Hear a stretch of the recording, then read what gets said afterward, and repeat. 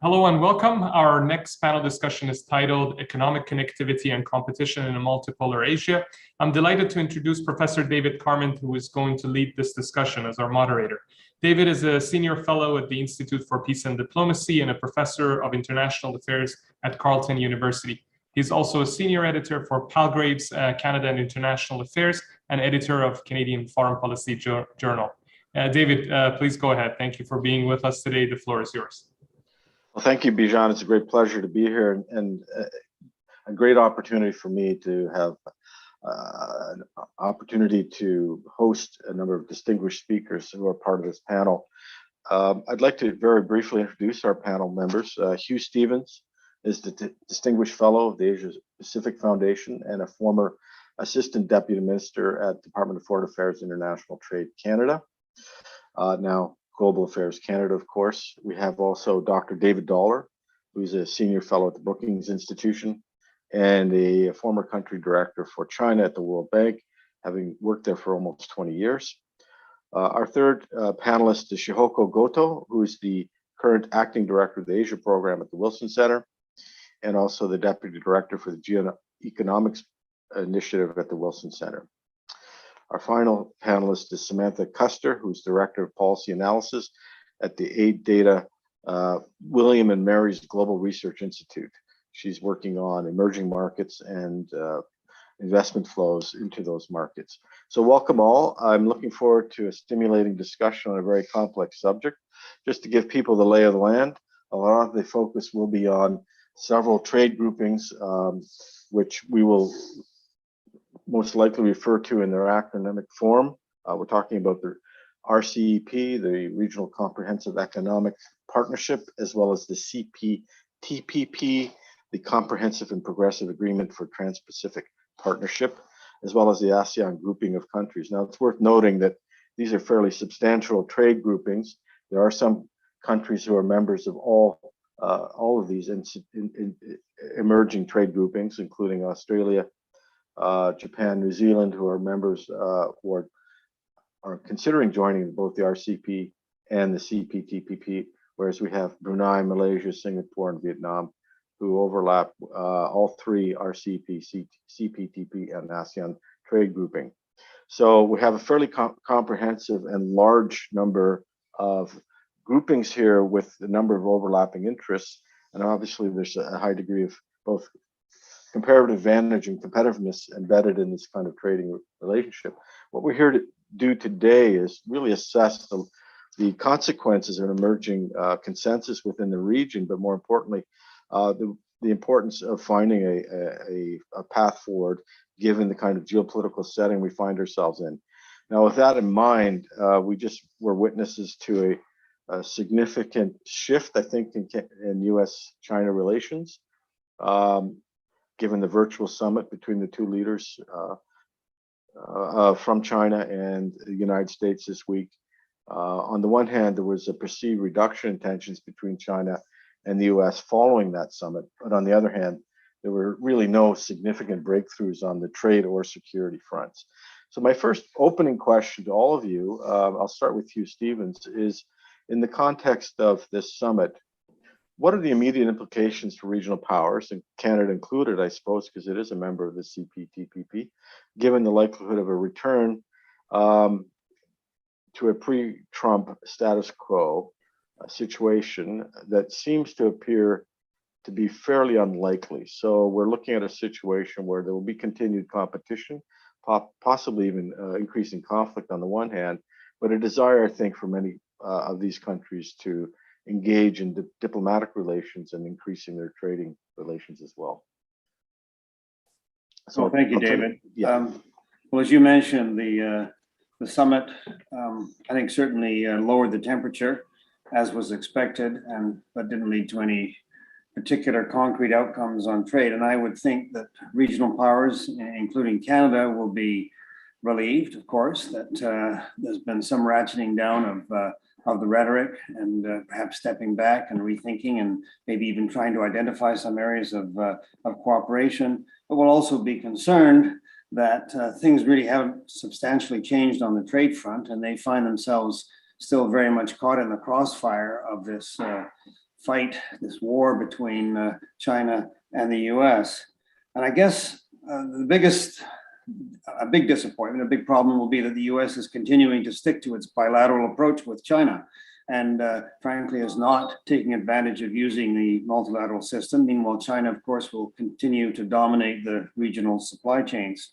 And I think, frankly, the big loser at the moment in this is the US. I mean, the Trump tariffs, which are persisting, are continuing to hurt the US economy and to hurt US workers. And the managed trade deal that China is not living up to and maybe cannot live up to is not only hurting the US economy, but is hurting the economies of some of its close partners, such as Canada and Australia. So I think, you know, if the US really wants to bring about a change in China's trade industrial policies, there are other ways to go about it. And one way might be to use multilateral opportunities. And that's where the CPTPP comes in. I could talk more about that. Perhaps you have a follow-up question, but I think that the opportunity to, I don't know, we could call China's bluff or see if China's really serious about dealing with the CPTPP is an opportunity that should not be missed.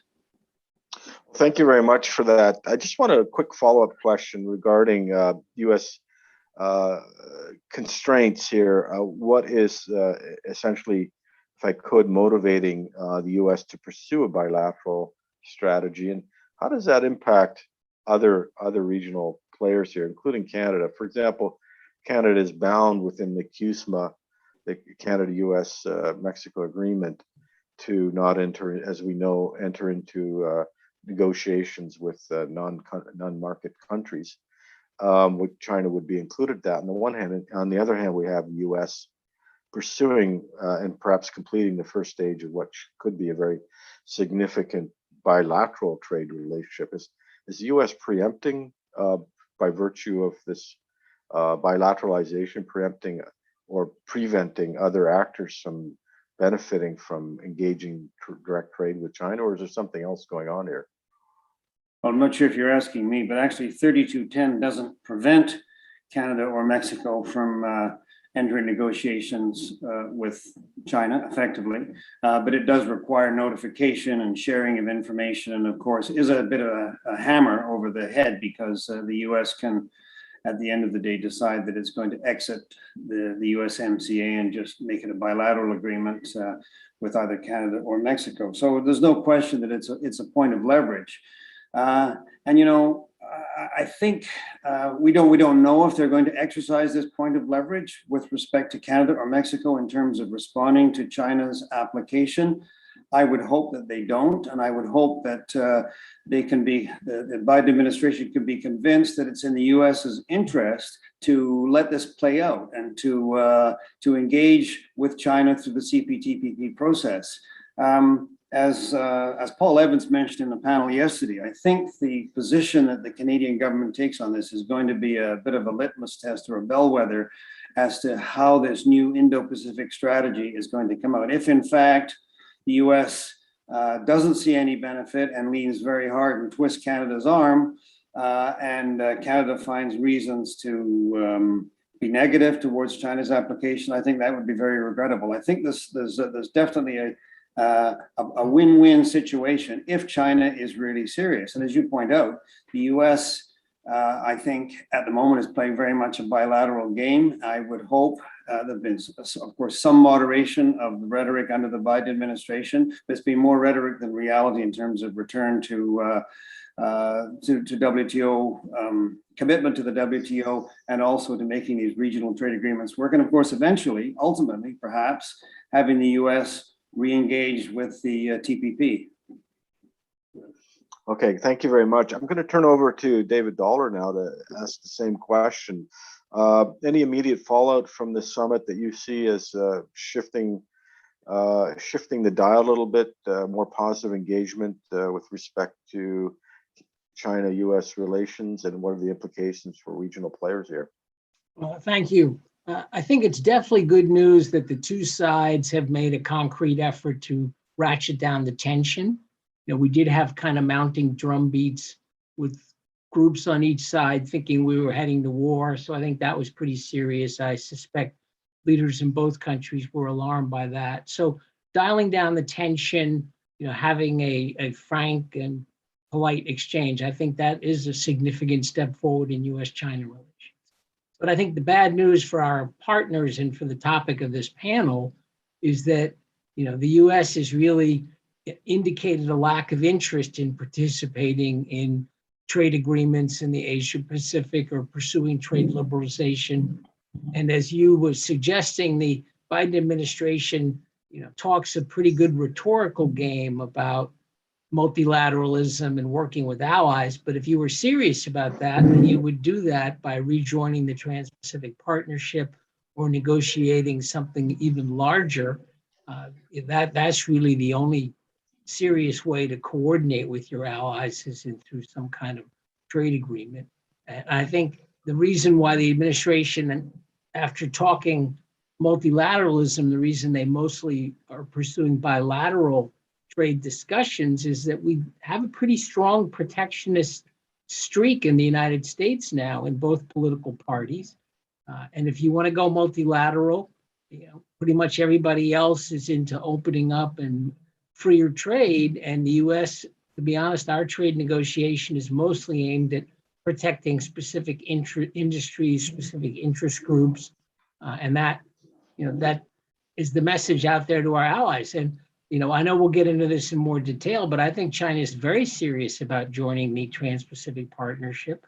They're going to want some adjustments compared to the original negotiation, but I think they're quite serious. And I think the benefits to the other partners are going to be very, very large. So this is a very interesting development. It's not going to happen quickly, of course, but I think China's serious about the opening up, and the partners are going to realize, the existing members of TPP are going to realize that there are very large benefits, mutual benefits to having China join this agreement, just as there would be very large mutual benefits from the US joining. But I don't see domestic politics in the US allowing that anytime in the foreseeable future. So thank you very much for those comments. I think it's quite interesting to hear a perspective that isn't advocating a delinking strategy from someone who has worked in the region. Of course, that's extremely important to hear. But there are other views, of course, right up to Angela Merkel, who's advising her own country not to delink with respect to critical infrastructure and development, R&D, and specifically. And this is advice well taken for anybody that might be looking at the various options ahead of us. But I suppose we need to look at this in terms of also how trade deals are struck between members of this regional trade grouping, and they may be implicating their relationship with China indirectly, insofar as China is a big player, an investor in many of these countries, regardless of whether we have a bilateral or a multilateral trade deal with China.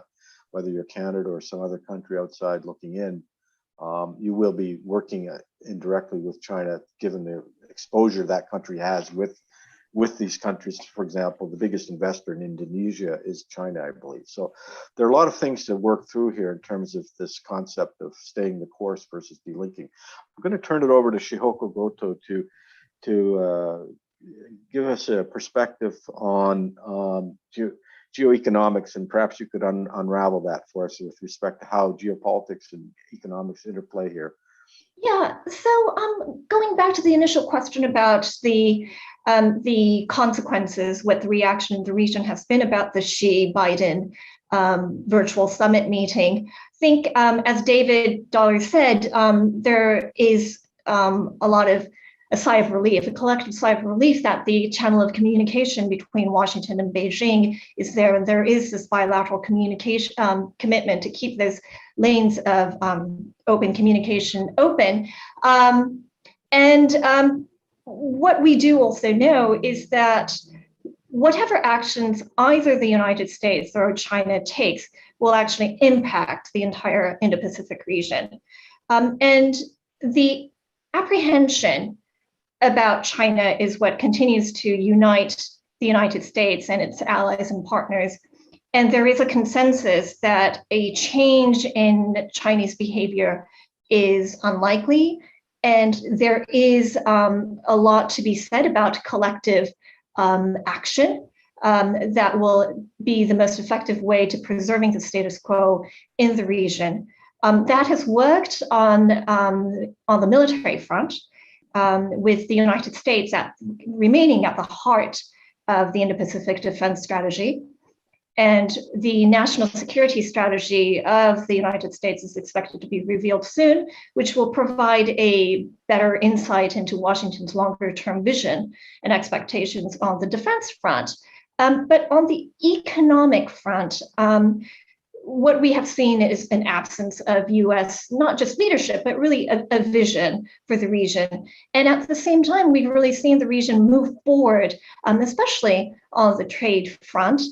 We've seen this commitment to transparency and efficiency through the embracement of CPTPP, through RCEP, and they've actually have been able to gain confidence over the last 5 years to do that without the United States. And the fact of the matter is that China is the region's biggest trading partner. And there is value to be seen in collective economic security as much as collective military security. And in the lack of US leadership on the economic side, the only option right now to kind of see this collective economic roadmap is through these multilateral trade deals. But that doesn't really address the real concerns of the region. Some of the big issues that are really being raised, it's not about lowering tariffs or even addressing non-tariff barriers. It's really about addressing issues about the role of government in stimulating the economy and boosting competitiveness and addressing an inherent economic weaknesses. And no country, none of the middle powers of the region really want to choose between either China or the United States from an economic perspective, because neither China nor the United States provide a model of growth that is seen attractive to them. What they want is to be able to be more resilient, to have the ability to withstand risks, to have a more robust supply chain, and the like. But it's really unclear to date of how to reconcile competition with cooperation and how national interests can be further enhanced through collective action. And the United States, as has already been mentioned a number of times already, is focused narrowly on its own specific interests. But we're now seeing this philosophical shift between what needs to be addressed in developing collective economic security and what that vision may be. Well, that's a great set of observations. I would like to pick up on a number of those very provocative points about what binds these countries together ultimately. Certainly the US sees the value in an alliance of values, if you will, a democratic set of values that will bring countries together under one sort of ideological banner. And I wonder if that is, we can deal with this at a later point in the discussion if you think that's worth following up on. But the idea here is that you're suggesting, I think, that interests ultimately are going to be driving whatever collective agreement emerges from these trade groupings, and that would suggest that we have the potential for maybe alliances being less coherent or even possibly cohesive than they historically have been. We've seen some examples of that with these emerging small groupings of military alliances, if you will, security alliances, including AUKUS, the Quad, and so on. And can we say that there's a similar kind of breakup, if you will, into small groupings with respect to economic interests? Or are we more likely to see more cohesion on that level? Are you saying that economic interests will bring countries together under the banner of either the RCEP or the CPTPP? I think when it comes to uniting countries, we're going to see an emergence of more minilaterals. And we're also going to see more issue-based relationships emerging. We already see, for instance, on the supply chain front, the Quad is working together to boost vaccine development and distribution. We've also seen a supply chain resilience initiative between Australia, Japan, and India as a way to keep India in the pact, even though India actually did not join RCEP. So it is a way to keep that grouping together, to keep the opportunities for cooperation together. But again, there is no real overarching goal that is really uniting these countries and taking something as basic as how do they see the China threat. There is a spectrum of how that threat is seen. And so simply saying that we stand together in against Chinese economic coercion and the like, that could unite the G7, yes, and other countries, but it won't necessarily be a binding force across Southeast Asia. Okay, very good. Thank you very much. And I'll turn it over to Samantha Custer. I guess your focus, Samantha, and correct me if I'm wrong, is a more closer look at the emerging markets and the low and medium income countries, of which there are many in the ASEAN grouping. And let's not forget, we've got some fragile states, if not failing states here, that are on that list. Laos, for example, has been a perennial fragile state. Myanmar, for example, we don't need to talk any detail about that situation. So these are countries facing significantly different challenges than the burgeoning economies in South Korea and so on, even Japan and Malaysia and Singapore, Vietnam, and so on. So maybe you could walk us through whatever implications, if you think there are implications of this summit for these emerging markets and middle income and low income countries. Yeah, thanks very much, David. So I think, looking at that question from this lens of like, what does this mean for third countries in the Asia-Pacific region? I would say that yes, maybe the summit means that there's open channels of communication between China and the US, but I think we're still in a two-track world. In the Trump era, you saw the Belt and Road Initiative as the animating feature of Beijing's economic statecraft in terms of how they were interacting with countries in the region versus the US free and open Indo-Pacific strategy and the Blue Dot Network for the US. On the surface at the time for third countries, China and the US both argued that these strategies were not in direct competition with each other, and yet they were very much perceived as being in competition with each other on the ground in Asian capitals, where leaders on the receiving end of these overtures were seeing that they were being put in the position of having to choose between the US and China. I think if we fast forward to today, and what my takeaway from the virtual summit would be is that I think we're still in a two-track world. I think that we're still going to see, you have the Belt and Road Initiative on the one hand, you still have B3W, they're aware of each other, they're reacting to each other, but I don't think we're yet seeing coordination with each other in the near future. And so what does that mean for Asia-Pacific countries? I think it means that they're continuing to be in the status quo world of having to navigate a geostrategic tug of war between the US and China. If they can negotiate from a position of strength, they may be able to play the US and China off of each other to increase resourcing on the table for infrastructure, for example, improve the terms of the deals, diversify and hedge their bets, which is, I think something that Shohoko Goto referred to as well. But I also think this depends on whether the US and China both have skin in the game. And this is the question, I think, coming out of some of ADATA's recent research. If you look at state-directed financing for overseas development in other countries, since the start of Belt and Road Initiative, China has outspent the US and other major powers by more than 2 to 1. And that's not even taking into account the importance of China as an export market for countries in the region in terms of trade deals. So, when you put it from that perspective, China is too big to ignore.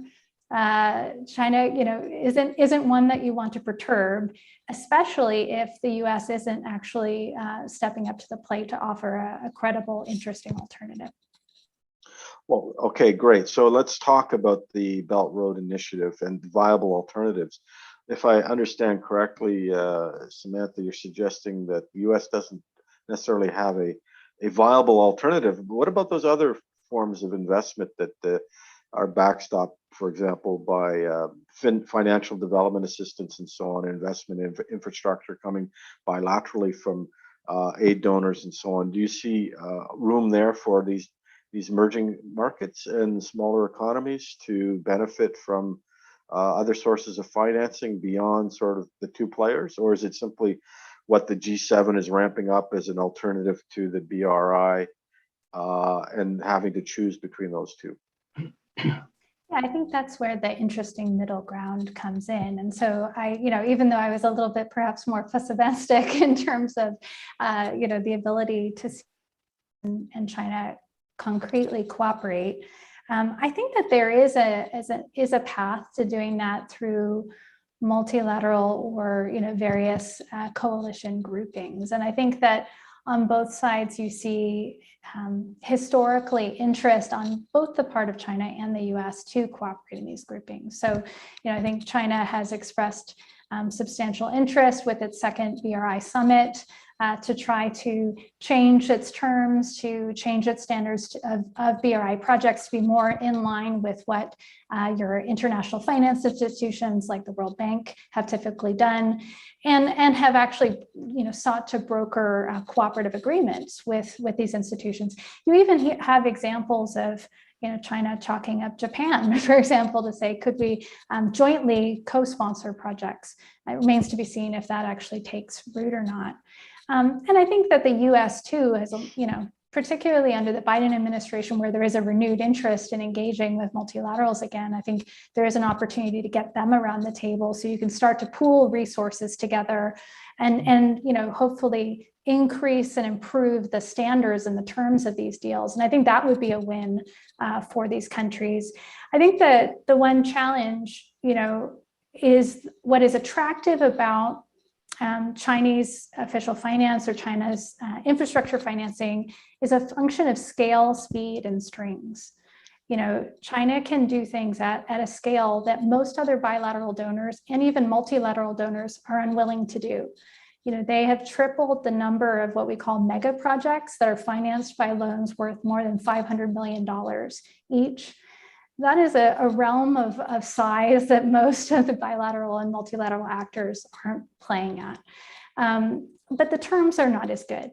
And I think that the other thing that China is known for is the speed of being able to deliver this financing very, very quickly and not be gummed up in these process of standard setting that a lot of the multilateral organizations and other bilateral actors are seen as doing.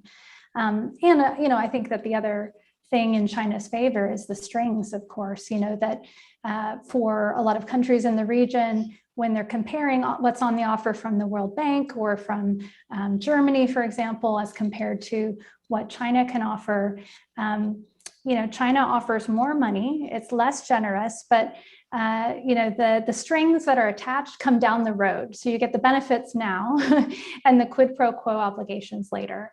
I think for your typical World Bank lending instrument, you have the conditionalities up front. And so that can, that means that you've got the costs up front that you have to pay. Great insight. And I guess also there's this key message that China alone can communicate, unlike perhaps the G7 countries, that it is a country that has lifted itself out of poverty with such rapid pace that it can serve as an example for those countries. In other words, not necessarily be like us, but we have experienced what you have, extreme poverty. And that's a very powerful message in terms of communicating to countries that are perhaps, as you say, hedging their bets. With that in mind, I mean, would any of you like to comment on the alternatives to the BRI and whether, well, I guess more specifically, the question of how the G7 can ramp up an alternative, if indeed that's the direction they should be going, to generate this kind of competitive framing of finance and investment. Anyone wish to comment on that? David Dollar, yeah. Yeah, thank you. I very much agree with Samantha's comments. I don't think we should be thinking about trying to create an alternative to the Belt and Road. that's somewhat confrontational. It is good for developing countries to have different options. To some extent, they do. Most infrastructure is always financed by domestic resources. Let's not forget that. But then as far as foreign resources go, you still do have the traditional development banks like Asian Development Bank, World Bank, but they have largely gotten out of infrastructure. And, you have traditional donors from the West, they've mostly gotten out of infrastructure. So their message to developing countries is that infrastructure can be done by the private sector.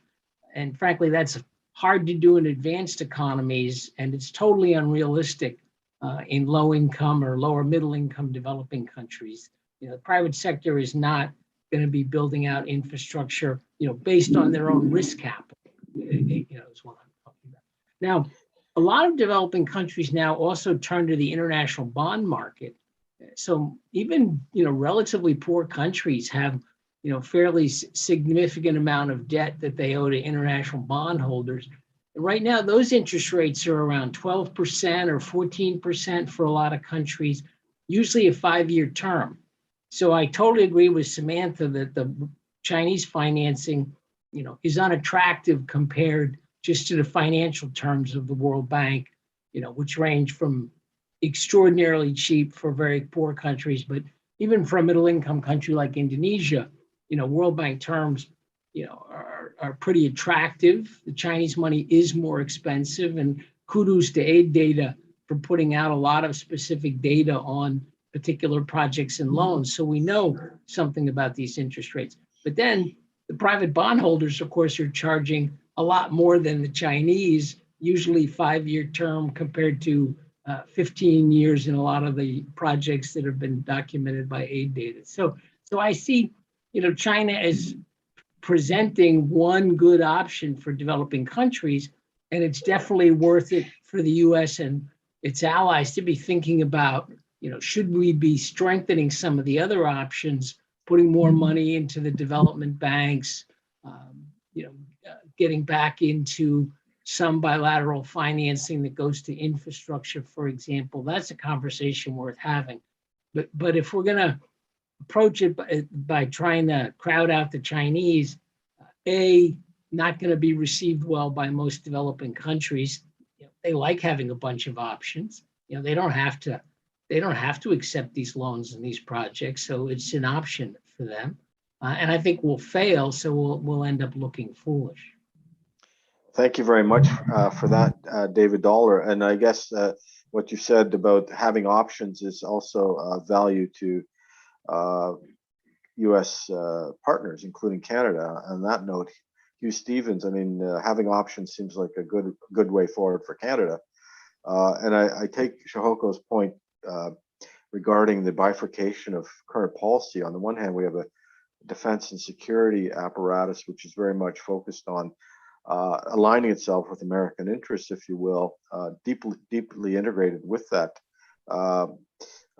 bureaucratic mindset, I suppose you could say, on the one hand. And then on the other hand, we have trade volumes with China increasing quite significantly. More importantly, we're seeing some success in our export of primary source goods and sources that are important to China. So Canada is, I suppose, almost dependent on pursuing options and not just hanging its hat on one particular outcome, which may be work in the United States' favor. With that in mind, could you walk us through the relationship between Canada's desire to be part of the CPTPP on the one hand, but maintain good economic relations with China on the other? How do you think that Canada should view the potential inclusion of Beijing in the CPTPP and its current bid for membership in that organization? Well, as I mentioned earlier, I think this presents an opportunity to test the color of China's money, or to call its bluff, or to see how serious it is. There could be various factors leading to China's bid, and I think we'd be foolish not to take account of the Taiwan factor. And it's interesting that in putting forward its bid, China in effect stole a march on Taiwan. We know that Taiwan was sitting in the wings and was planning to make a bid. It hadn't yet done so. It was waiting for the UK accession process to play out, and then suddenly China moved.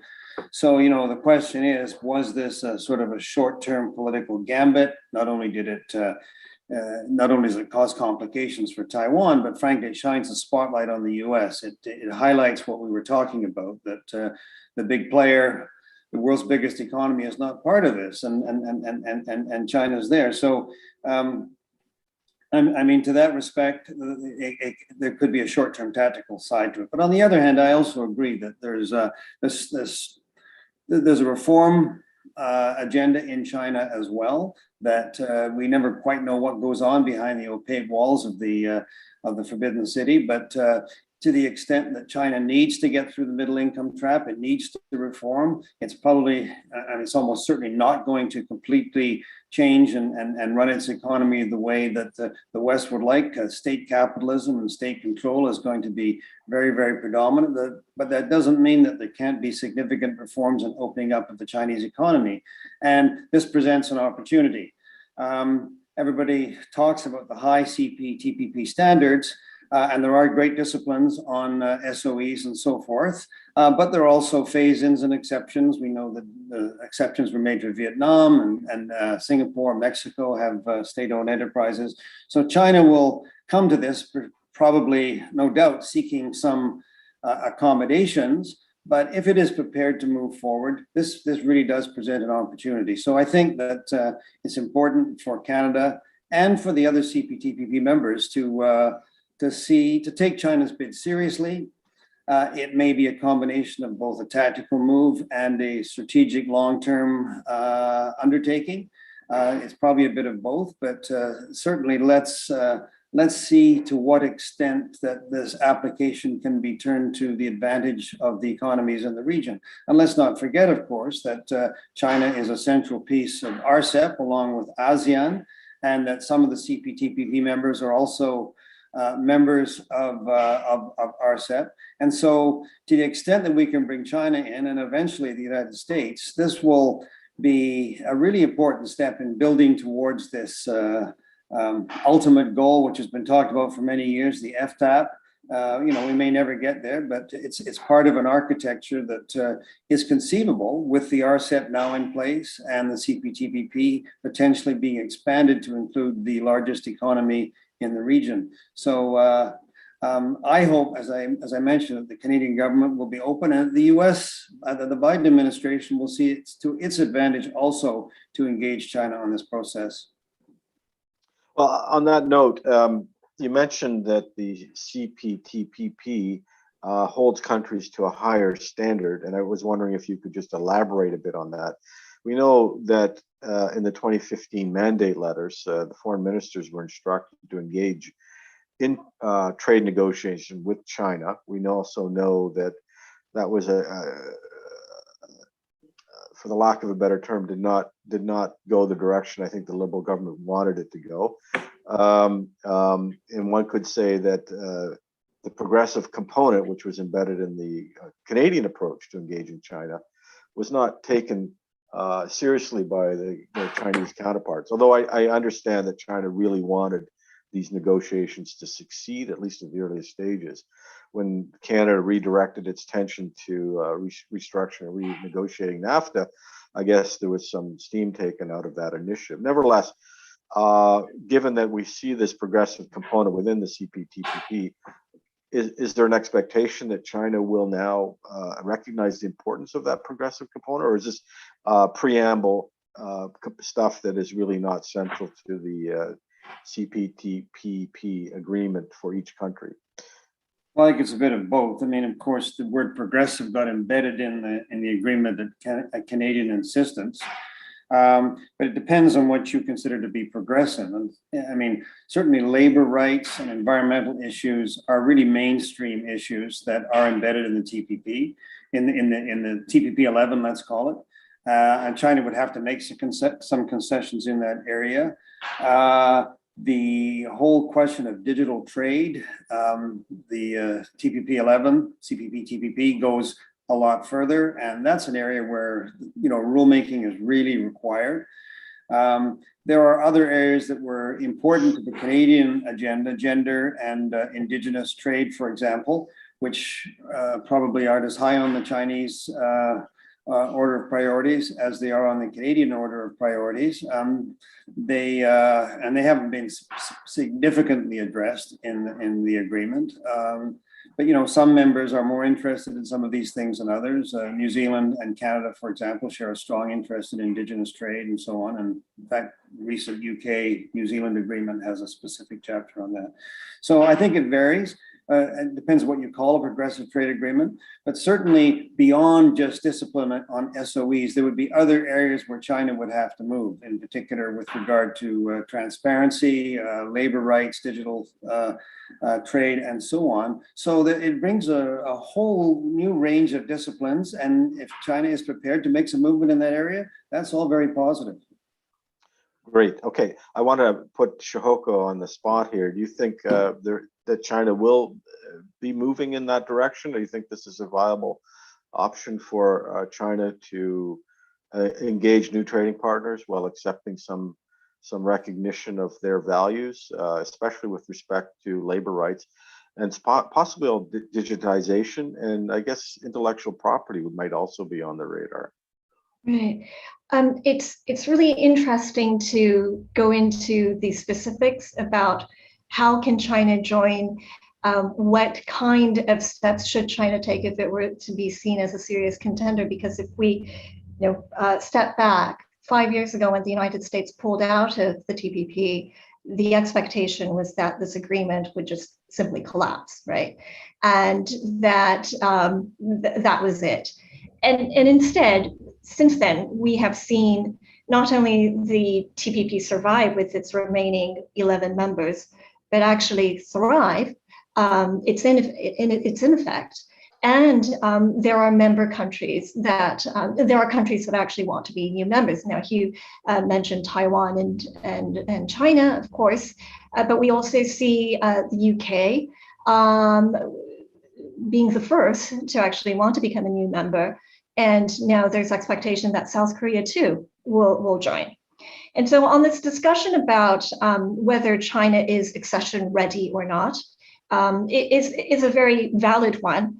But I also would want to think about what motivated China to make that announcement at the timing that it did, and whether it is seriously considering becoming accession ready and what it needs to do, but also to see the political motivation behind it and see what it's trying to do.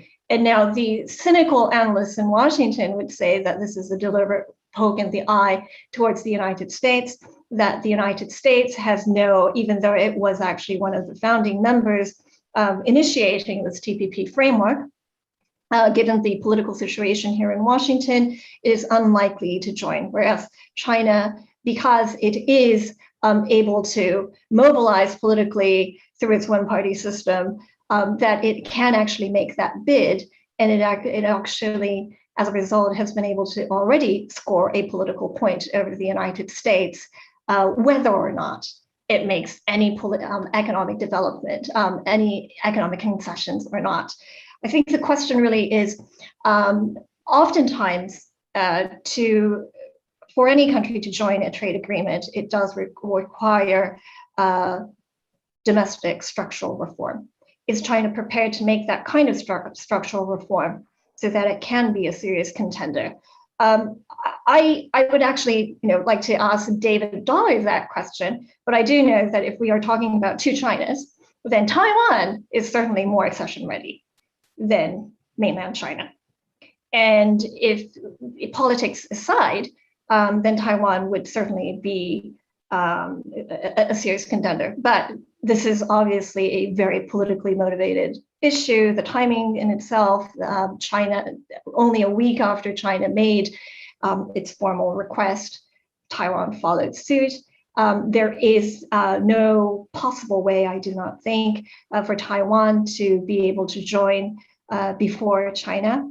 It is very questionable whether we can take that WTO step where Beijing and Taipei join simultaneously. This is going to be a big challenge for the CPTPP member countries, especially for a country like Japan, which is the single largest economy. And it's going to have to navigate not only the China-Taiwan dynamics, it's also going to have to spearhead the possibility of Korea joining at a time when Japan-Korea relations are really at an all-time low as well. So there are many variables that need to be grappled with. And ironically, the issues about accession readiness actually come further down the line. Thank you. I think you mentioned David Dollar's name, and also we're looking for a response. So I'll turn it over to him.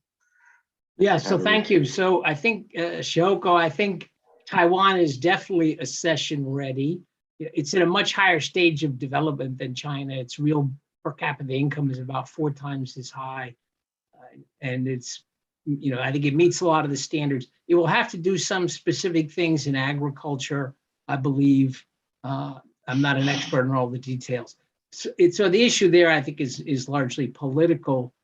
And you alluded to what, to me, would be the ideal political solution.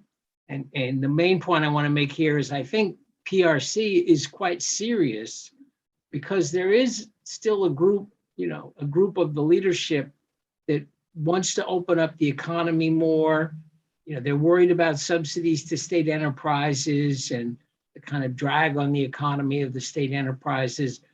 And there's an awareness that they need to improve intellectual property rights protection if they're going to become an innovative economy. So I think their technocrats see some specific aspects of TPP as being just the reform agenda China needs to sustain its growth into, in the middle income. But then there are other things that are going to be controversial, obviously, labor rights. On environment, China's doing a lot. I don't know the specific details that what's in the CPTPP, but I would think the labor rights, probably a few other specific provisions. I think the Chinese go into this, thinking that because there would be a lot of mutual benefit, that they will get countries like Singapore very much on their side right away, and they'll be able to make some kind of cosmetic deal. I mean, you could look back cynically and say that in the NAFTA agreement, which had some provisions on labor, that was all pretty cynical. It didn't actually achieve much. That's why now we've changed that to the USMCA. We have to wait and see whether there's any substance there. But I could see the Chinese agreeing to some somewhat cosmetic measures, and it's not a slam dunk, but I could see scenarios where the other partners see the benefit. I mean, the tough choice we all face is if you can pull China partly into the global system, that seems preferable to having China outside the global system, at least to me and to many policymakers in Asia Pacific. But of course, there's going to continue in a lot of locations. There'll continue to be some hardline anti-Chinese views. So I think this is one of these highly indeterminate outcomes. I wouldn't put a bet on whether China is in the CPTPP 5 years from now. But people who think it's almost impossible, that I'm reasonably sure that will not be the right assessment. Thank you very much. I just wanted to add on to David's point about, the argument that, well, half a loaf is better than none, and that if we bring China in on more flexible terms, they'll eventually move in that direction. That was certainly the point of view in 2001 when China eventually joined the WTO. I think things have changed, and my guess is that that's not going to fly. That if China's going to get in, it's going to have to really meet the standard. And I agree, there could be some countries that are more open to doing whatever China wants to let them in, but it is, after all, there are 11 partners. And if you don't get it right this time, you're going to be fighting the same wars that we're fighting over whether China's, fulfill the law, but not the spirit of the WTO. So I think that it's going to be a pretty high bar. But I don't disagree that it would be in China's interest, and that there are those in China that are interested in seeing if China can approach that bar in a significant way. Okay, I'd like to just shift a little bit on the membership within the CPTPP. We have to remember that many of the Southeast Asian countries of interest to outside countries like Canada, for example, are not members of the CPTPP. For example, Cambodia, Indonesia, Laos, Myanmar, Philippines, Thailand. Again, the middle income, perhaps low income countries that are of interest to Canada and others. What do they need to do? I'm going to ask Samantha this question if they are seeking membership within the CPTPP. We talked about reform possibly from China, but is there also an incentive here for these countries to look towards the CPTPP as a way to reform both their governance as well as their economic structure?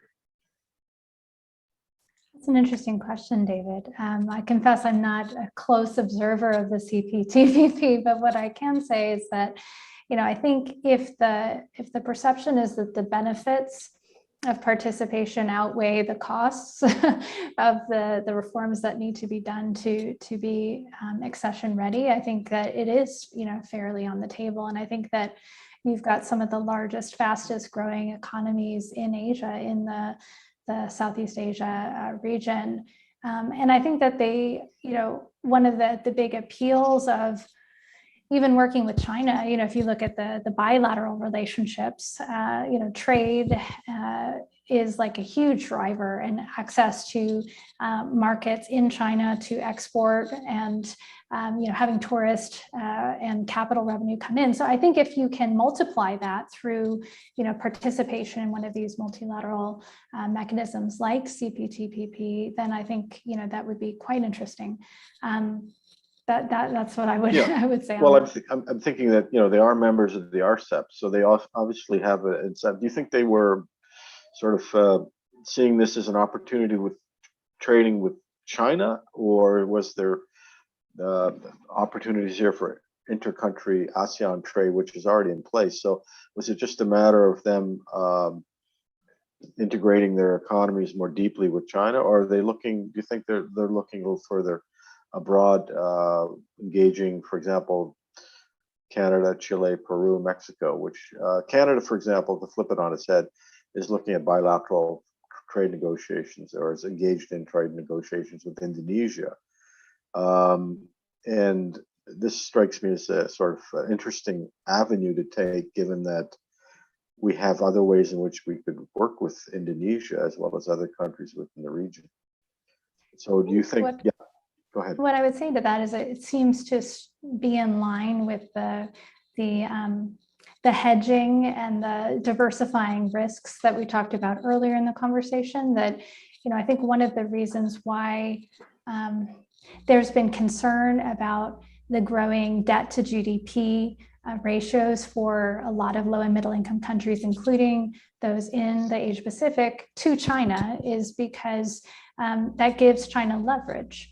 And if you are seeing more opportunities for these Southeast Asian nations to join larger trade groupings, that diversifies their trading partners. It creates opportunities to reduce China's leverage in some respects, because I think one of the biggest, if you're the Philippines and China threatens to cut off, markets for your bananas, then you're going to pay attention if that's one of your major trading partners. But if you're diversifying your options, I think that threat holds less weight. So to me, I think that's the smart move. Now, whether in taking stock of the specific details of the reforms that they would need to make to be able to be eligible, that's another question. But I think in principle, from like a hedging and a risk diversification perspective, it makes absolute sense to join. Well, okay, thank you. Because I always put this in the context of the Canadian dilemma, which is deeper integration with the U.S. economy or increased diversification. It's always been a standard kind of Canadian desire. At least harking back to the Chrétien era, to diversify our trading relations. And despite every politician coming into power saying this is something we'll pursue, we find that there's often shortcomings in that regard. I wonder if, Hugh, to put you on the spot, if we're seeing some significant transformation in that regard, a better understanding of how Canada can diversify, but also hedge its bets, so to speak.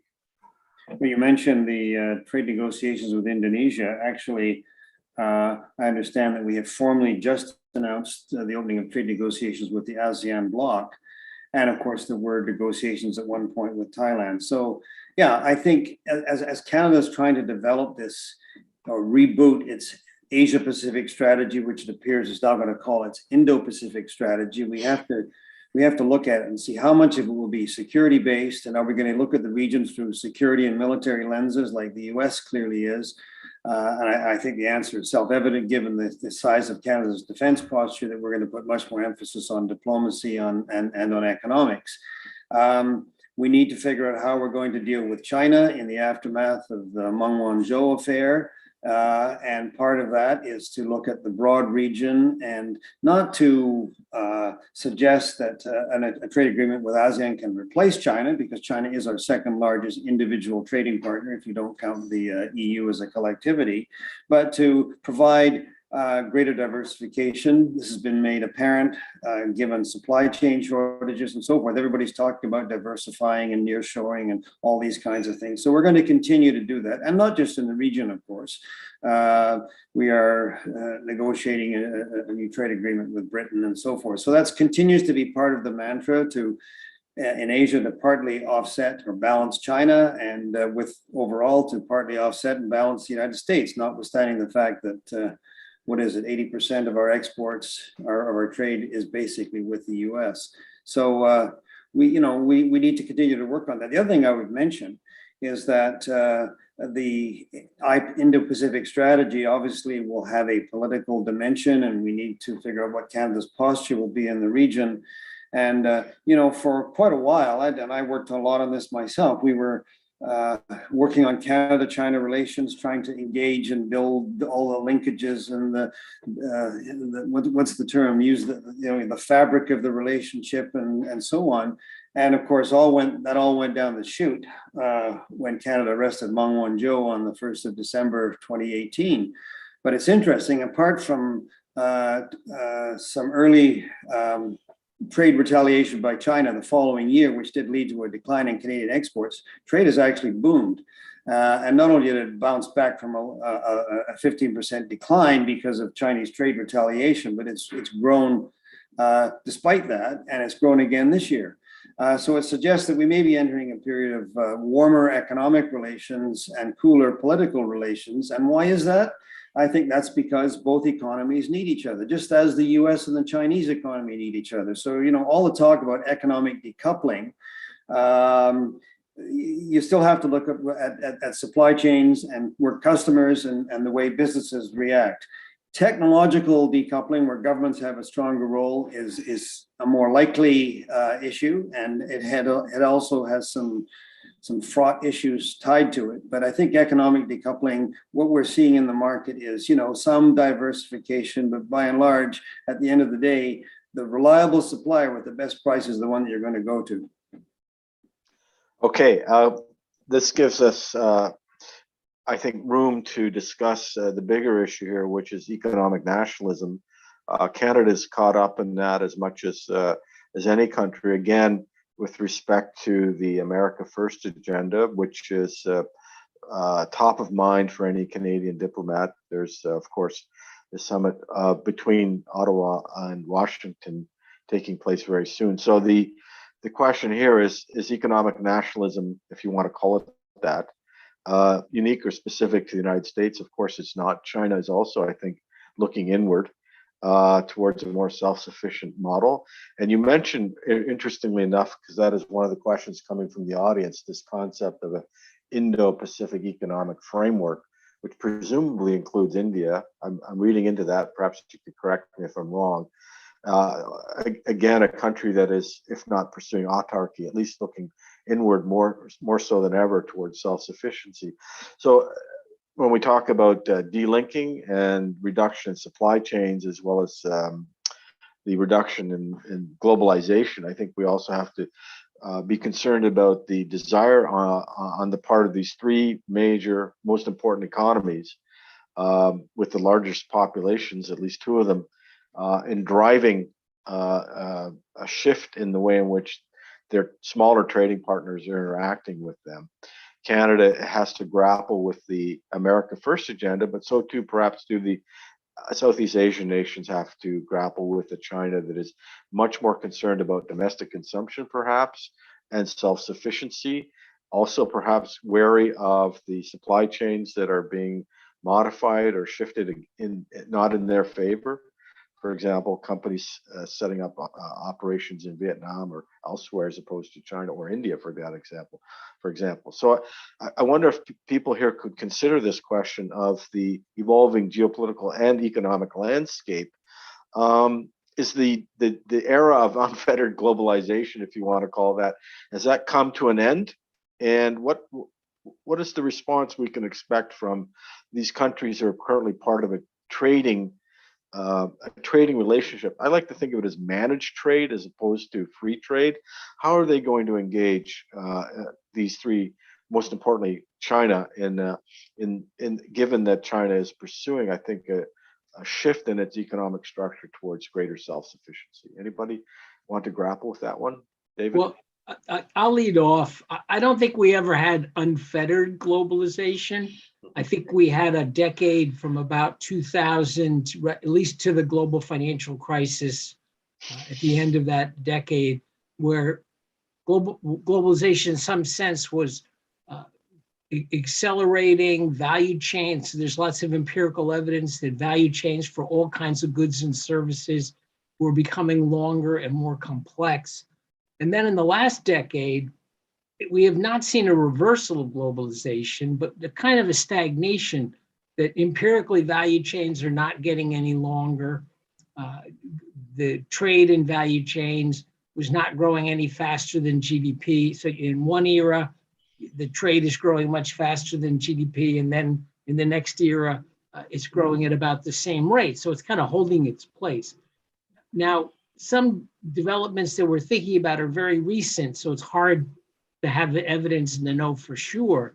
But I'm very skeptical of the idea that there's any significant reshoring going on. You know, we do have certain types of data that come through in real time. You know, so China is going to have its biggest year of trade in history in both directions. China's share of world exports is going up, and so that suggests there can't be any big net reshoring out of China. There can be some specific products. We know some final assembly shifted to places like Vietnam and Cambodia, but obviously other aspects of Chinese value chains grew because the net is they're exporting more than ever. And while I'm the one who kind of decried this protectionist tendency in the US, we're also going to have a historic amount of trade for the US economy in 2021. And even the US-China trade, despite the trade war and the tariffs, US-China trade is going to hit a new historic high this year. So I think that there's a very important foundation of global trade, and politics obviously can get in the way and can interfere with some specific aspects. But I'm impressed. You know, I think if you came down from Mars and you just looked at the data, you would not know that there was a trade war going on between the United States and China. That in fact, you know, this relationship just continues to deepen. Well, yeah, Shihoko, I'll turn it over to you. Yeah. Yeah, so I just actually want to use the example of Japan on this whole idea of resilience, economic nationalism, and moving forward. So immediately in the early months of the pandemic, the Japanese government announced that it would incentivize companies to reshore their operations from China back to Japan or to relocate to somewhere in Southeast Asia. And the pool of money that was available was about $2.2 billion, which is pretty small. And the number of companies that actually took advantage of that was about 60. They were mostly small, medium-sized companies. So in terms of the actual result, it was pretty insignificant, but it did demonstrate that the Japanese government did see this as an opportunity to enhance its own domestic resilience. Now, there is a limit as to how much that can be done. We, at the same time, over the last year, we've seen Toyota and some other big multinational Japanese companies actually invest more in China. So on the one hand, the Japanese government is saying we have to enhance Japan's own competitiveness. We need to be able to meet internal demand from within our own borders. And the private sector is actually voting with its own feet, and also consumers too. We talk about supply chain efficiencies and the whole idea that just in time. There's a limit as to how much this just-in-time process can be, and now we're going to go for the just-in-case approach, right? But consumers want to actually have cheaper prices. They want resilience as well as cost effectiveness. So as we move forward, we're going to have to see a marriage of both sides, resilience as well as efficiency.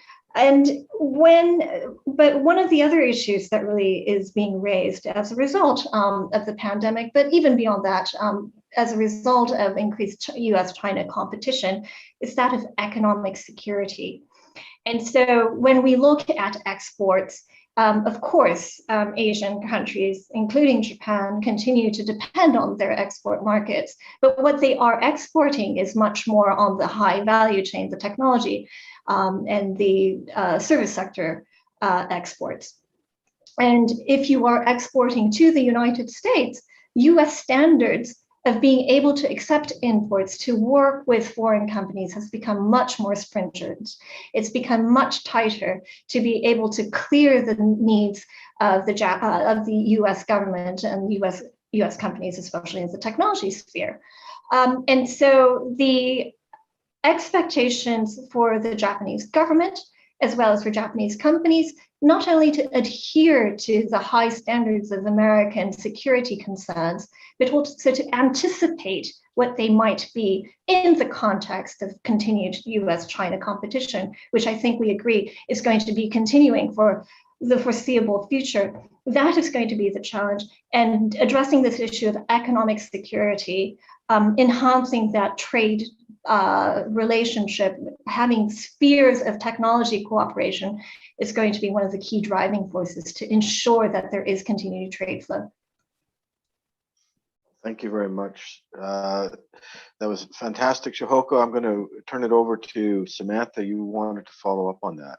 Yeah, I think this question of economic nationalism is really interesting, and it's worth looking at this from three different perspectives if you're the US, China, and third countries. And I guess a good starting point for that is I was in Nepal maybe 2 years ago now in 2019, and it's amazing to see where we were there to now. So I was in Nepal at the time where the US was putting forward a big Millennium Challenge Corporation kind of package for Nepal focused on infrastructure, but they made a big case about the fact that this was different than what China was offering because the money was smaller, but it was focused on channeling things through Nepali firms, building technical competence, local sustainable capacity and the like, as compared to Belt and Road Initiative projects, which are often kind of thought of as practicing circular lending, where China's agreeing to deals that the money never leaves China because countries are asked to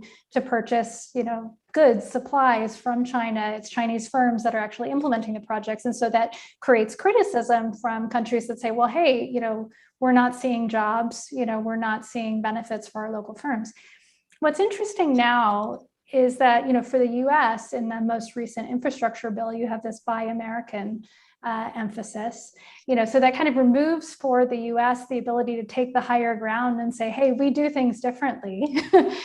And then, on the flip side for China, what's been interesting, you may have run across a new strategy or a strategy that are employing called Luban workshops, which are basically, it's a really interesting way that they are synchronizing multiple tools where you have higher education, industry, and economic assistance all working together, where they're partnering Chinese universities, Chinese firms together with countries that are part of BRI to deliver vocational training at the local level within countries. And the desire is to say, well, we don't need to bring in Chinese laborers. We can employ locals that are too standard. But it's a way that China has had to adjust its policies in response to criticism from countries.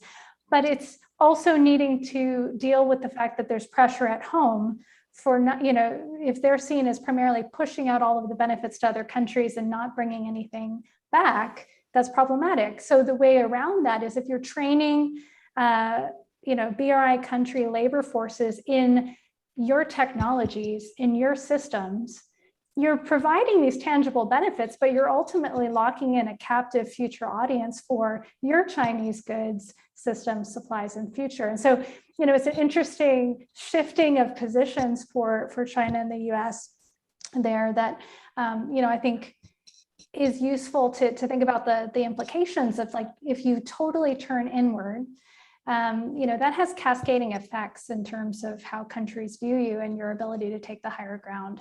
I think China's solution there is an interesting one because it's their way of overcoming their catch-22. And that would be interesting to see, for the US, can it find a similar kind of solution where it's addressing its internal need to demonstrate that, hey, we are building and making available American jobs, but not at the expense of these partnerships abroad.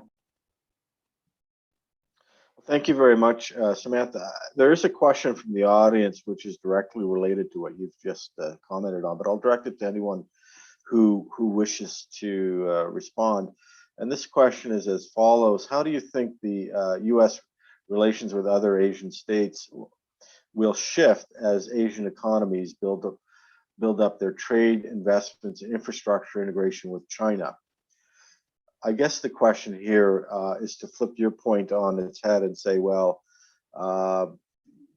perceptions of these countries have had to change and relations have changed as they work more closely with China on the one hand. What kind of, or this is for anyone, what can we expect from the US in response? I guess this is where the question is headed. Would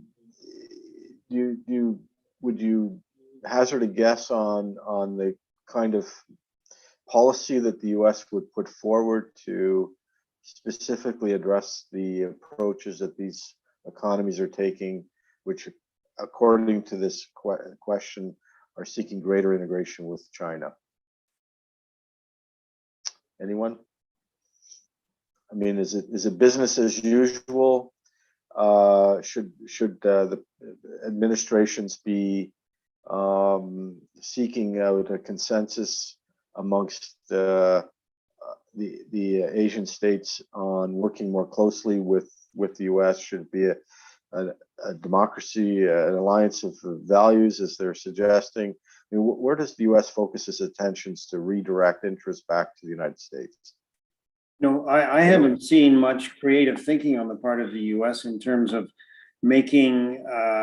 providing a really good alternative. Of course, there's strong trade between Japan and the US and Korea and the US, but what did we see over the last couple of years? We saw the US leaning very hard on Korea to come up with concessions on the chorus. We saw the US leaning very hard on Japan bilaterally to come up with a bilateral trade agreement that would provide access to the Japanese market for agricultural products that they would have got through the TPP, but they'd left the TPP. So it seems to me that part of the problem here is the lack of a US commitment to growing the pie to the multilateral trade system in Asia. It seems to be a zero-sum game. It's a bilateral approach, and we want more, and we're going to twist your arm until we get it. And meanwhile, these countries in the region are continuing to integrate with Chinese supply chains. So I think unless and until the US revises its approach, we're going to see China increasingly draw these countries into its orbit, and we're going to see the US becoming less and less relevant to trade in the broader region. So no return to pre-Trump status quo for you. Anyone think that it's possible to get back to where the US was before they pulled out of the TPP? David Dollar? Well, I think, even candidate Hillary Clinton was walking away from the TPP. And there was some thought that that was just kind of political, that if she had won elections, she would have taken a hard look at it and decided that with a little tweak here and a little tweak there, it was good for the US. But I think the fact that she was walking away from it as a candidate, and Trump was obviously hostile, I'm going to get out of TPP on day one, it reflects this growing protectionism in the United States. And it's ironic in that I think opinion polls still show that your typical American, and this is true for both parties, your typical American is still pro-free trade. But the political elites have become very negative about free trade, both in the Republican Party and in the Democratic Party, perhaps for somewhat different reasons, but you end up with this unholy alliance, where it's really hard to get any kind of large trade deal through Congress. The USMCA did get through, but frankly, that's an improvement in some areas, and then it's a back step in more protectionism in automobiles. And I think that's the only way you could get a deal like that through. And frankly, it's not that big a change from the status quo, but we lack courage, as I see it, on the part of our political leaders to make a case for free trade, that it is good for the world economy, it's good for our partners, it's good for a lot of poor countries that are trying to get ahead. It is good for the United States, but we're going to have some winners and losers, and we're going to have to do a better job of compensating the losers. But I think this notion that we can use protectionism to help particular groups, this has been tried by lots of countries. It's never worked out. Well, certainly with respect to high tech and investment in and research and development in cybersecurity and so on, Canada is no stranger to how that impacts our country's relations with both China and the US, with 5G being something of a controversial subject for all members of the so-called Five Eyes, being perhaps both coerced and cajoled, as well as deeply influenced, lobbied heavily to abandon 5G. But we're now learning that China has a viable alternative, and they always have, whereas the United States is still scrambling to assemble a consortium that can compete with that Huawei alternative. So what we're now seeing is the strategizing of particular instruments of foreign policy to inflict harm on China, and on the one hand, to the detriment of allies as well as adversaries. So this is a big issue for us. And then there's this question, I suppose, somewhat related to that, is whether or not there's sufficient values that bind our countries together, that seem to be partly, I guess, the Biden administration's approach. There's a question from the audience. There's a strong push for a value-centered approach to China among Western countries that should be prioritized over economic relations. Are these arguments likely to have staying power, and do they resonate with other Asian capitals? Now, this is a core question. I think we have to get the lay of the land, because I think quite often on this side of the hemisphere, we're looking at something that is deep and abiding to our countries, but may not resonate within Southeast Asia or Asia Pacific. So Hoko, can I get your perspective on the value-centered approach and whether or not this is going to be sufficient to get countries to work together? Yeah, well, Asia is a very vast, very populous region, and it's very diverse in its culture, its religion, its language, its heritage.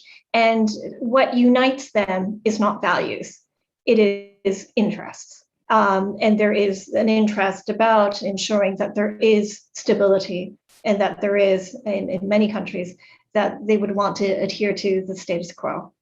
Values is more seen as something that unites the United States more with its European partners. I was actually talking about this yesterday. The Biden administration is hosting a summit of democracies early next month. And there's been much concern in the Indo-Pacific theater about what exactly this will be, what types of participants will be involved. At the end of the day, it is not democratic values that unites this region. It is about ensuring transparency, ensuring that there is a commitment to efficiencies and that there is fairness all around. What is interesting is that as recently as early this week, Commerce Secretary Raimondo actually said in a media interview that the United States is looking to do a CPTPP that is better, essentially rewriting a trade agreement which the United States will be part of and other countries will be free to join. That has garnered a lot of rolling eyeballs and deep sighs across the region, because why tear up something that's already working in the region? And there is buy-in without the United States. So what I think, quite frankly, what the region is looking for right now is more humility from the United States, as well as participation. But that said, we do need the United States in the region on something like Taiwan. Taiwan should be part of CPTPP, not just because it does meet the high standards of the agreement, but as we know, it is an integral part of the international economy, and it provides the bulk of the most advanced semiconductors without which the world literally cannot run. And so if we want Taiwan to continue to be part of the international community, then it does need political support, and that political support cannot be given without participation of the United States. But for the United States to rewrite rules that are already working is probably not the right approach. Surely, yes, I agree. Samantha, did I see a hand there? Yeah, go ahead. I'd love to jump in. I very much agree with what Chihoko is saying, and I think what came to mind, you said it's about interest, not values. I was thinking, Chihoko, that it's about demonstrating the value of democratic norms, not as an end in and of itself, but as instrumental to being able to achieve economic growth. And that economic growth is the interest, and you're kind of making the values tied into that. A case in point. I was in, one country in the region that I'm not going to name, where I was interviewing leaders, and they were comparing what they caricature, right, of the U.S. or Western approach to development versus China. And they said, well, really, we need more infrastructure, not more NGOs. And that's a gross simplification of these two paradigms. But I think that it would be ill-advised and wrong-headed for the U.S. to push forward in a preaching fashion and say this is all about values and norms. But I think at the same time, the flip side is also extremely dangerous. If you don't talk about norms, something else fills the void. And if you look at, for many years ago, people would never have said there's intrinsic interest in China's governance. There's interest in China's development story, but I think as they start seeing China's development trajectory and seeing some of the problems in the West, increasingly you see leaders in Asia kind of looking to China and saying, hey, they've got the economics right. Kind of like the way that they're doing some of these governance approaches, they seem to be able to quell criticism pretty well. And so you see this lateral learning where, as countries are growing closer integration economically with China, they are borrowing ideas from China in terms of its governance. I've interviewed leaders that have pointed to the fact that there are clauses that were taken out of China's policies with regard to how they deal with media and media freedom and popped into another country in the region's policies. And I think it's because of this kind of symmetry between the economic interests and governance. And if you don't want to take values and norms completely out of the equation, but I think if you lead with values and norms, you're going to get not a very good response. Samantha, finally, you and I disagree a little bit. There's been a good study out recently showing that most of the global backsliding in democracy is among American allies. It's not among countries that are close partners of China or part of the BRI, et cetera. My experience in the BRI is the Chinese are pretty indifferent to governance. So they're lending money to Indonesia, which is a big, vibrant democracy. They lend money to South Africa. Brazil's complicated.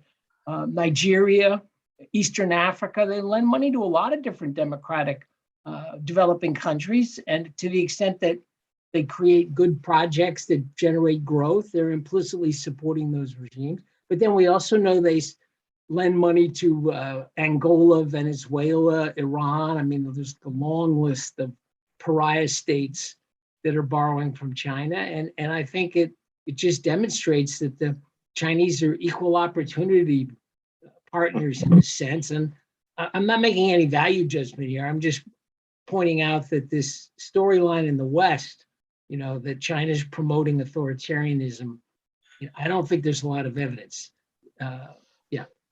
Well, certainly one couple of observations. Aid distortions have not done any favors to some of these countries with respect to how Western aid, particularly American aid, favored military responses to the global war on terror. And so you have a lot of countries such as Ethiopia, which is now backsliding large part because most of the aid was focused on its security apparatus. So there's this challenge I think the U.S. has to face, which is how it's invested in the developing world with respect to the last 20 years of building security first, or making security most paramount for many of these countries, including the United States. China's focus, as we've now come to realize, has been very much focused on the economic development of these countries, for better or worse. But I think another point worth making is that many of these countries adopted, if you will, more, I don't want to say aristocratic, but more central leadership forms of governance well before China was a big player. We think of the emerging economies in Southeast Asia. They were modeling themselves not so much after China, but rather Singapore. And so Malaysia prides itself on the quality of its leadership because it emulates in many ways that of Singapore. So I think a lot of this transformation we're seeing with respect to authoritarian structures predates much of perhaps some of the Chinese influence. In fact, probably Japan had a greater influence in the early 60s and 70s investment in these countries than did China. So there's a lot of things to unwrap here, but I guess the question we have to grapple with is what kinds of leverage does the United States have with respect to influencing these countries' preferences for working with them as opposed to China? And what I'm hearing here is that values won't get them there necessarily, or at least lecturing won't get them there. And maybe that's an appropriate characterization or oversimplification. Are there any takeaways here while we close it off? I think we've run the course on questions, unless there are other questions you have for each other. What are the broader implications for disentangling this security agenda, which is very problematic? It appears to be increasingly confrontational. We hear Taiwan always, even within this 2-day panel series, the discussion of getting ready for war potentially with China over Taiwan, or at least coming to terms with that. And this is quite concerning, given everything that you've said about the deepening economic relations we have with each other. Will diplomacy win the day, or are we going to see some further retraction and retrenchment of these economies so that they can buttress themselves, protect themselves from any consequences or repercussions in the event of a deepening conflict between China and the US? I mean, countries like Canada cannot afford to be in that position, but this seems to be where we're potentially driven to. Any comments on that? If I may, we have a firm commitment from the G7 and several other countries to come to the support of Taiwan. And I think the roadmap for the military support towards Taiwan is shaping out quite nicely. But when it comes to economic commitment to Taiwan, the United States and Taiwan are currently negotiating a bilateral trade deal, but it's stalled. I think there needs to be some kind of commitment on the part of Washington to ensure that Taiwan continues to thrive economically and not just simply offer it the security support that it needs. And of course, Taiwan's largest trading partner is not the US. I believe it's China, is it not? It's mainland China, yes. Absolutely, yeah. And again, similar to what Shihoko was talking about, the Japanese program, Taiwan had a program to encourage its firms to disinvest and trade less, and no result, basically. I mean, it's the same investment in trade that was occurring pre-policy.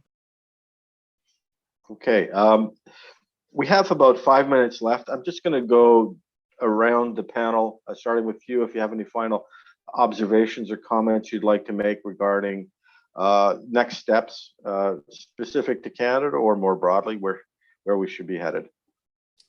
Well, David, you made the point about what should diplomacy, is there a role for diplomacy, and should countries be hunkering down, and all the talk about preparing for war and so forth. I listened to some of the earlier panels, and there was some pretty scary stuff in there about war games and what the result would be if this missile hit that missile and so forth. I mean, and at the end of the day,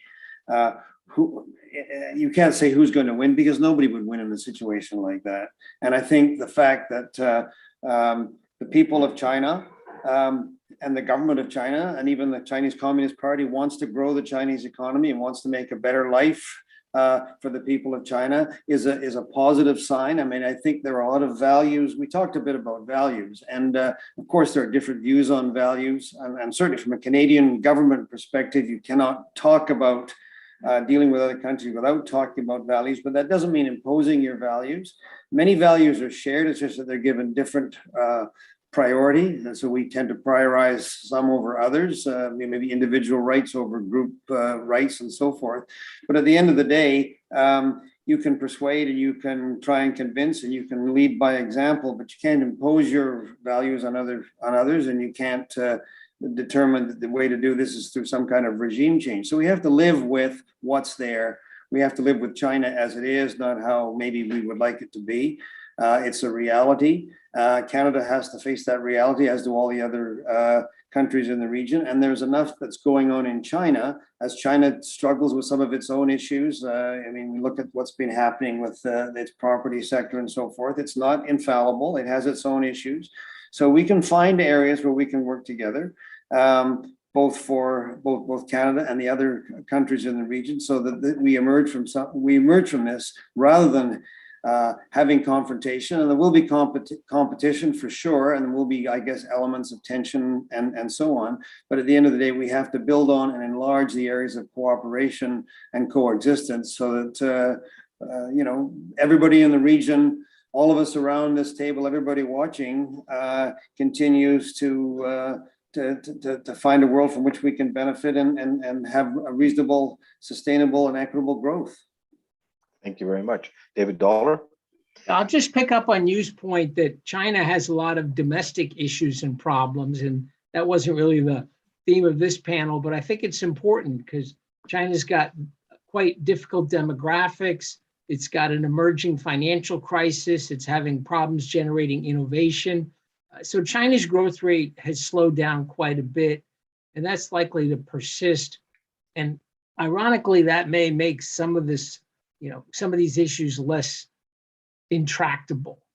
I think China growing at 10% per year was part of something that scared a lot of the policy community in Washington. I think it's much more sustainable for China to be growing at more like 4 or 5, and that'll still lead to improvements in people's lives, and they'll still be the biggest economy in the world within a few years. But I think that that's more sustainable and realistic. And listening to the discussion, I enjoyed all the different points. I think that for everybody else in the Asia Pacific, besides the United States and China, it's difficult navigating these economic issues. I do think most likely the United States will continue to accept that a lot of our trading partners have this deep economic relationship with China, and there'll be tension around some specific technologies and investments, but I think that the US is going to have to accept this growing integration. And then the question is, will the US in a few years come back from this somewhat protectionist moment and re-engage? And mostly that's important for the United States. Good. I've just been advised, thank you very much, David, that we have to close off the sessions. I'm going to give you each, Shohoko and Samantha, 30 seconds, if you could, if you don't mind. I sort of shortchange you, but I've been told they have to prepare for the next panel. Shohoko?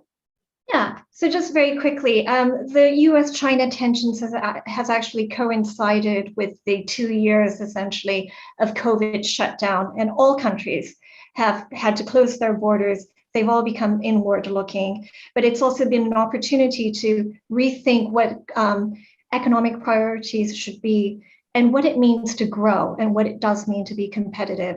It does open a new way to think about economic objectives. And I hope that with that, there will be new ways of thinking about partnerships and working with like-minded countries and redefining what that like-mindedness is.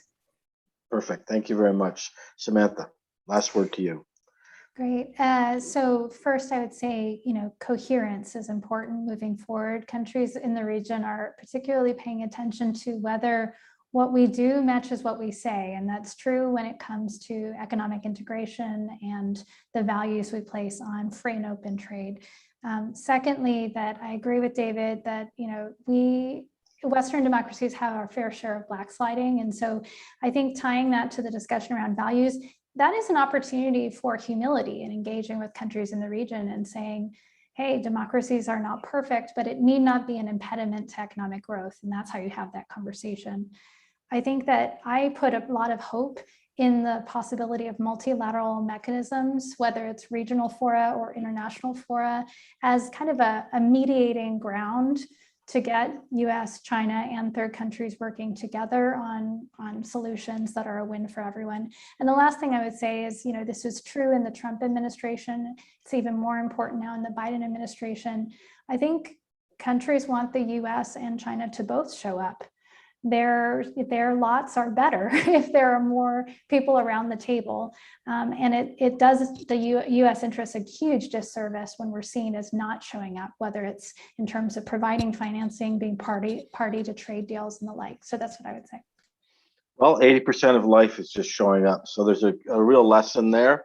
Coherence, clarity, and multilateralism. Let's leave it at that. I want to thank all of you for a great panel. It was a real pleasure moderating this panel. I, at this point, want to turn it over to Bijan if he has any closing comments. They're preparing for our keynote, Jeff Raby, former Australia's ambassador to China. That talk will begin at 5 p.m. I encourage our audience to attend. Thank you again, all. It was fantastic, great learning experience.